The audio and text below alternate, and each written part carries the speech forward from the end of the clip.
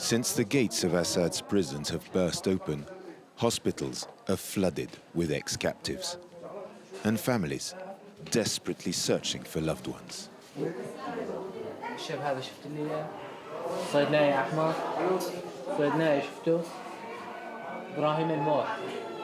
Said Naya, often described as Bashar al-Assad's death camp.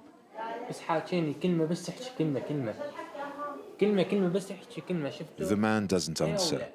He hasn't spoken since his release.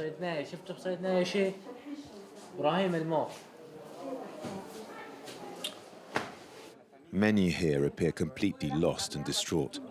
This woman repeats the same sentence over and over.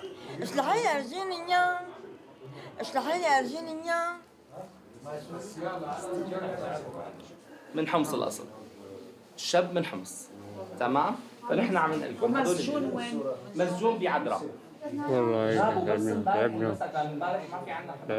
يا أخي ذاك يا رب ولا شيء العذاب النفسي أصعب من عذاب الأكل والشرب والإهانة أنا عمري 56 سنة ما في احترام ما في أي شيء منوب بزتونا ذات مثل الكلاب. The ward is soon submerged with families searching for missing relatives. أخذوهم بال2013 نحكي عن 11 سنة من 2012 ما بنعرف بالسباط أخذوهم ب13 سباط كم أعمارهم؟ ما بنلاقيهم ما خلينا سوونا نفسه ولا لا؟ يشبهوا هي أقرب يا عمي. These two men argue over a young man, both convinced they found a family member. شو اسمه؟ يلا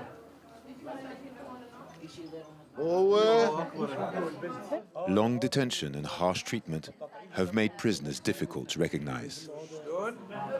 لك لا يا أخي قد إيه صار له أنت مسجون ابنك؟ من 2013 هذا من 2015 عمي مسجون هذيك أقرب هذيك أنا أقرب. One of the men calls the wife of his relative to confirm. She doesn't recognize him and starts searching for a large scar on his wrists.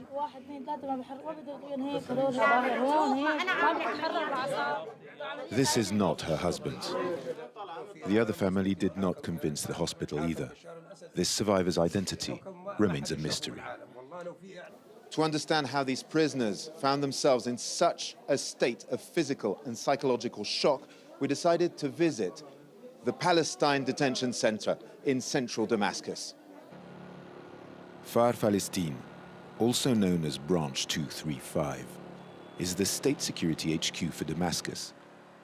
Underneath lies a sprawling prison complex. Guards set fire to the archives as they fled to cover up decades of torture. One of the inmates explained that the guards would bring people up from the basement to torture them here. Look. In the light, these are handcuffs. They used them to hang the prisoners so that their toes could just barely touch the ground. These ropes were used to tie them. They told us they were left there for 8 to 10 hours with nothing to eat or drink until they passed out. Then they'd take them back down to their cell.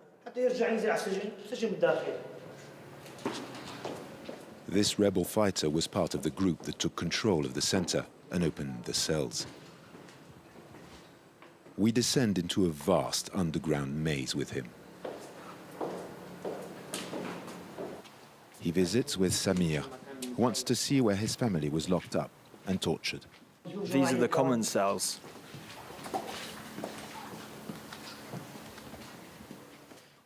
It was crammed full, you couldn't walk in here.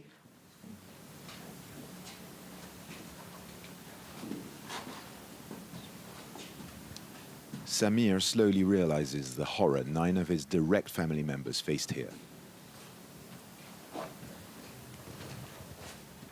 Women were also locked up, sometimes with their children, and abused.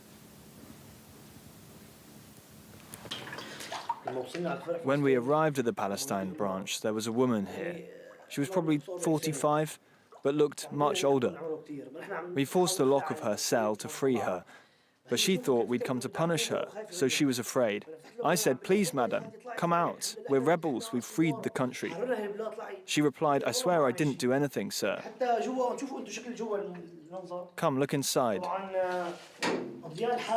She had to relieve herself there, and she used this to eat.